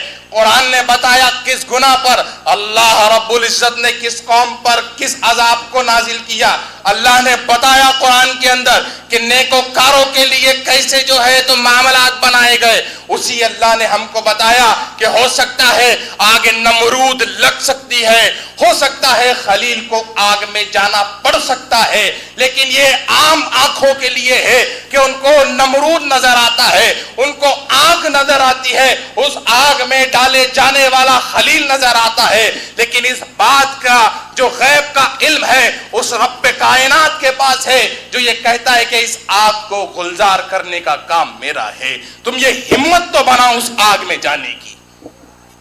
آج حالات ہمارے پاس اسی لیے خراب ہے کہ ہم آگ نمرود سے گھبرائے ہوئے ہیں، اور کوئی بھی قوم، کوئی بھی انسان، چاہے وہ انفرادیت کے طور پر میں بتاؤں چاہے اجتماعیت کے طور پر بتاؤں، ڈر اور خوف اور ہراسہ اس میں تبھی آتا ہے جب اس کے اندر اللہ کا خوف اور ڈر نہیں رہتا۔ ایک چیز کے اندر، ایک پیالے کے اندر 2 چیز جمع نہیں ہو سکتی۔ اگر چائے کے پیالے میں پانی ڈالوں گے وہ پانی بھی چائے میں مل جائے گا، لیکن یہی تو وجہ ہے ہمارے دل میں ہم نے حکومت کے خوف بھر دیے، ہمارے دل میں ہم نے موجودہ پارٹیوں کے خوف بھر دیے، ہمارے دل میں ہم نے الگ الگ سنگھٹناؤں کے خوف بھر دیے، تو ہمارے دل سے اللہ کا خوف نکل گیا۔ آج کے اس پروگرام سے اگر کچھ پیغام لے کر جانا چاہتے ہو تو میں آپ تمام سے عاجزانہ درخواست کرتا ہوں کہ آج کا پیغام یہی ہوگا کہ ہم کو صرف اللہ سے ڈرنا چاہیے۔ قرآن آپ کو اسی بات پر آمادہ کرتا ہے، قرآن آپ کو اسی بات پہ آمادہ کرتا ہے۔ قرآن جو ہے تو کئی اصحاب کہف کا قصہ بتاتا ہے کہ وہ لوگ جو اللہ سے ڈرتے تھے ان کا بادشاہت کچھ نہیں بگاڑ سکی۔ اللہ نے ان کو 350 سال سلا دیا، اس کے بعد جگایا اور یہ دنیا کو بتایا کہ دیکھو اگر تم اللہ کے خوف میں مبتلا ہو جاؤ گے دوسرا کوئی خوف تم پہ غالب نہیں آ سکتا۔ حالات آتے ہیں، حالات گھبرانے کے لیے نہیں آتے، حالات اس لیے آتے ہیں کہ ہم کو تراشا جائے، حالات اس لیے آتے ہیں کہ ہم کو بنایا جائے۔ کندن آگ میں تپتا ہے، کندن آگ میں تپتا ہے تب جا کے کندن بنتا ہے۔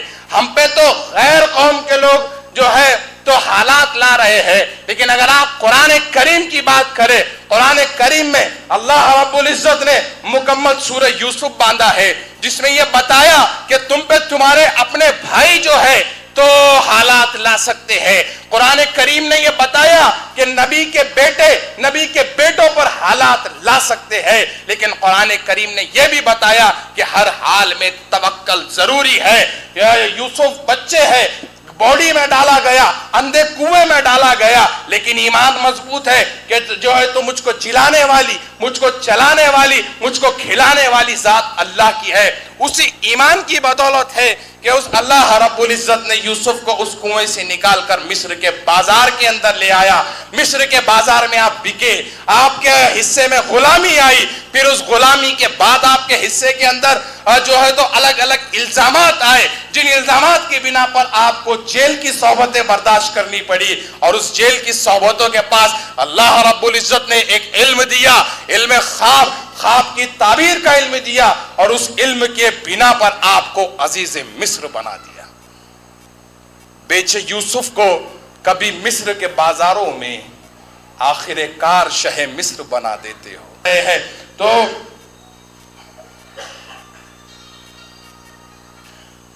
قرآن و حدیث کی روشنی میں علامہ اقبال جو ہے تو الگ الگ جگہوں پر الگ الگ اندر ہم کو جو ہے تو پیغامات دیتے رہے ہیں۔ تو کہیں نہ کہیں اللہ جو ہم سے کہنا چاہتا ہے کہ صفحہ دیر سے باطل کو مٹایا کس نے، جو علامہ اقبال نے بتایا کہ ہم نے یہ کیا، اللہ پہلے اسی باتوں کو دہرا رہا ہے اور تم کو بتا رہا ہے کہ صفحہ دیر سے باطل کو مٹایا کس نے، نوح انسا کو غلامی سے چھڑایا کس نے، میرے کعبے کو جبینوں سے بسایا کس نے، میرے قرآن کو سینوں سے لگایا کس نے، تھے تو وہ آبا وہ تمہارے ہی مگر تم کیا ہو۔ جو تم نے بتایا اللہ کو ہم نے یہ کیا، اللہ نے بھی تمہاری بات یاد دلائی اور پھر بتایا کہ تھے تو وہ آبا تمہارے ہی مگر تم کیا ہو۔ اپنے اجداد پہ فخر کرنا بند کرو، اپنا جو ہے تو محاسبہ کرو، اپنا احتساب کرو کہ تھے تو وہ آبا وہ تمہارے ہی مگر تم کیا ہو، ہاتھ پر ہاتھ دھرے منتظر فردا ہو۔ ہم نے اعمال کچھ نہیں کرنا اور انتظار بھی کرنا ہے کہ اللہ رب العزت جو ہے تو ہمارے اوپر منہ و سلوہ اتار دے۔ ہم نے اعمال کچھ نہیں کرنا اور ہم یہ چاہے کہ بنی اسرائیل کے بچوں کی طرح ہمارے بچے کپڑوں کے ساتھ پیدا ہو۔ ہم نے کچھ اعمال کرنے نہیں ہے اور ہم نے اوپر سے اللہ پہ یقین بھی یہ لگا دینا ہے کہ اللہ ہمارے لیے 12 چشمے کھول دے کہ ہمارے خاندان در خاندان پیتے رہے، اور جو ہے تو اللہ ہمارے اوپر منہ و سلوہ اتارے۔ یہ سب تب ہوگا جب ہمارا یقین اللہ پہ ہوگا۔ قرآن وحدانیت کا دعوت دیتا ہے، قرآن وحدانیت کی دعوت دیتا ہے، اور جب قرآن وحدانیت کی دعوت دیتا ہے، رسولوں نے وحدانیت کی دعوت دی، تو ہم کہیں نہ کہیں بھٹک کیوں رہے ہیں؟ ہم کہیں مزاروں سے مانگ رہے ہیں، ہم کہیں غلافوں سے مانگ رہے ہیں، ہم کہیں صحابہ سے مانگ رہے ہیں، ہم کہیں انبیاء سے مانگ رہے ہیں، ہم کہیں اولیاء سے مانگ رہے ہیں، ہم کہیں باباؤں سے مانگ رہے ہیں، جب اللہ کہہ رہا ہے مانگو مجھ سے، میں دینے والا ہوں، میرے پاس آؤ، مجھ سے مانگو، جو مانگو گے ملے گا، شرط یہ ہے کہ اللہ سے مانگا جائے۔ ہم نے وحدانیت کے اندر ملاوٹ کر دی، ہم نے وحدانیت کے اندر جو ہے تو شرک کو ملا دیا، اور اس کے بعد ہم چاہتے کہ اللہ ہمارے اوپر جو ہے تو احسان بھی کرے، تو اللہ ایسا نہیں کر سکتا۔ اس رب کائنات کا احسان ہے کہ دوسری قوموں کی طرح ہماری شکلیں نہیں بدلتا۔ اس رب کائنات کا احسان ہے کہ وہ دوسری قوموں کی طرح ہم کو ہوا میں اٹھا کر ایک دوسرے سے ٹکرا کر نہیں مار دیتا۔ اس رب کائنات کا احسان ہے کہ دوسری قوموں کی طرح وہ ہم کو بندر نہیں بنا دیتا۔ اس رب کائنات کا احسان ہے کہ وہ دوسری قوموں کی طرح ہم کو پتھر کی مورتیاں نہیں بنا دیتا۔ اس سے زیادہ اور کیا احسان چاہیے ہم کو؟ تو آج کے دو پیغام، ایک تو ہم قرآن کو غور و فکر کریں، دوسرا وحدانیت پر یقین رکھے. اور اللہ قرآن میں خود فرماتا ہے کہ جو مجھ پر یقین رکھے گا میں اس کے لیے کافی ہوں. اور جس کے لیے اللہ کافی ہے پھر اس کا زمانے میں کوئی کچھ نہیں بگاڑ سکتا. وقت کی قلت ہے, باتیں کہنے کے لیے بہت ساری ہے اور باتیں سننے کے لیے بھی بہت ساری ہے, لیکن وقت کم ہے. انشاءاللہ ہم اسی شہر کے ہیں, ملتے رہتے ہیں الگ الگ پروگرامات کے ذریعے, الگ الگ عنوانات کے ذریعے, پھر کبھی کسی موقع پر بات ہوگی. میں اگر مجھ سے کوئی غلطی ہو میرے خطاب میں, میرے بیان میں یا میرے سمجھنے میں, تو میں سب سے پہلے اس اللہ رب العزت سے معافی کا خواہاں ہوں کہ میں اس کی کتاب پر اور اس کے رسول کی زندگی پر بات کر رہا تھا. سب سے پہلے تو اللہ رب العزت مجھے معاف فرمائے. اس کے بعد جو اہل علم حضرات ہے, جو اہل علم حضرات سمجھتے ہیں کہ کہاں پر غلطیاں ہوئی ہے, میں اس کے بعد ان اہل علم حضرات سے معافی چاہتا ہوں کہ میری غلطیوں کو درگزر کرے. اور جو ہے تو میں القیامہ فاؤنڈیشن کے ذمہ داران کو مبارکباد دیتا ہوں کہ اللہ تمہارے حوصلوں کو اور بلند کرے, اللہ تمہاری زندگیوں میں برکت دے اور اللہ تم کو تمام فتنوں سے بچائے رکھے. جو الزامات عاریہ ایسے عنوانات پہ لگتی ہے, ان الزامات عاریوں سے اللہ ہم کو اور آپ کو بچا کے رکھے. بہت کچھ کہنا تھا, بہت کچھ سننا تھا, لیکن وقت کی بہت کمی ہے. آخر میں چلتے چلتے انتظامیہ کے لیے 2 مصرے پڑھتے ہوئے میں رخصتی لوں کہ اگر محبت کا امکان ہوتا تو گھر میں میر کا دیوان ہوتا, گر نہ آتے تمہاری محفل میں سوچتے بہت نقصان ہوتا. وآخر الدعوانا ان الحمدللہ رب العالمین. ہمارے درمیان ڈاکٹر شعیب ہاشمی صاحب بھی ہیں. میں ان سے گزارش کروں گا کہ وہ اختتامی کلمات بیان کریں. کہ یوم قرآن جو یہاں پر آرگنائز کیا جا رہا ہے 6 اگست کو, مسلسل یہ 3ری مرتبہ میں یہاں پر آ رہا ہوں. بیچ میں کووڈ کی وجہ سے وہ نہیں ہوا تھا, لیکن 2019 اور اس کے بعد لاسٹ ایئر اور اس سال رہا ہے. تو اللہ تعالیٰ جو ہے یہ آرگنائز کرنے والی ٹیم کو اور ایڈوکیٹ لطیف صاحب کو, ان تمام لوگوں کو اس کا اجر ضرور عطا کرے گا. اور آپ تمام لوگ بہت بہت مبارکباد کے قابل ہیں. جس طرح قرآن کے بارے میں تمام باتیں کی گئی ہیں, ہم بہت ہی گنہگار بندے ہیں. اللہ تعالیٰ سے توقع اور امید رکھتے ہیں کہ اللہ ہم تمام کی معافی فرمائے اور ہم تمام کو معاف کرے انشاءاللہ. قرآن دراصل اللہ تعالیٰ کا کلام, یعنی جو اللہ تعالیٰ بندوں سے کہنا چاہتا تھا محمد صلی اللہ علیہ وسلم کے ذریعے, جو پیغام ہم تک پہنچانا چاہتا تھا وہ قرآن کی شکل میں ہے. ہم نے عام زبان میں عام باتیں ہی کرنی ہے تاکہ عام باتیں ہم سمجھ لیں اور اس پر کچھ عمل کرنے کی کوشش کریں. ہم اس طرح کے جو پروگرامات کرتے ہیں, اس کو آرگنائز کرتے ہیں, اس کی وجہ یہ ہوتی ہے کہ اس کا اعادہ ریویژن ہو کہ ہم یہ کیا کر رہے ہیں اور کیوں کر رہے ہیں. یوم قرآن کا مطلب یہ ہے کہ ہم نے قرآن کو پڑھنا ہے, قرآن کو پڑھ کر سمجھنا ہے, اس کو سمجھ کر اس پر عمل کرنا ہے. اگر کسی بھی شخص نے یہ 3 باتیں کر لی تو میکزیمم کام ہو گیا. چوتھا کام یہ ہے کہ اس کو سمجھ کر عمل کر کے اس کو آگے تک پہنچانا ہے جن تک یہ علم نہیں گیا ہے, جو یہ علم نہیں جانتے ہیں, جن لوگوں کو یہ معلوم ہی نہیں ہے کہ قرآن کیا ہے اور کیوں آیا ہے. کیوں تو بہت ساری غلط فہمیاں, مس انڈرسٹینڈنگ جو ہے وہ دنیا بھر میں پھیلی ہوئی ہے. ہم اس بات کو پرزور طریقے سے احتجاج کریں گے اور کرتے ہیں. جس طرح کا سانحہ فرانس میں عمل میں آیا ہے کہ وہاں پر ایک کرسچن یا یہودی جو بھی شخص تھا جو غیر مسلم تھا, اس نے قرآن کی بے حرمتی کی, تو اس کو ہم نے بہت احتجاج اس کا زوروں پر کرنا چاہیے. لیکن اسی کے ساتھ ساتھ ہم نے قرآن کی محبت بھی کرنی چاہیے. اگر ہم قرآن سے محبت کرتے ہیں تو ظاہر سی بات ہے کہ اگر آپ اپنے بچے سے محبت کرتے ہیں تو یہ چاہتے ہیں کہ اپنے بچے کو روز دیکھے, روز ملے, مسکرائے اور اس کے لیے وہ سارے کام کرے جو آپ کے بس سے بھی آگے کا ہوتا ہے. اس طرح سے اگر ہم قرآن سے محبت کرتے ہیں, قرآن کے کلمات سے محبت کرتے ہیں, تو اس کو پڑھے, اس کو سمجھے, اس کی عزت کرے. میں بھی اور آپ بھی, ہم سب, اور اس پر ایسا عمل کرے جیسے عشق میں کیا جاتا ہے کہ اسی کی سب سے بڑی اہمیت ہوتی ہے.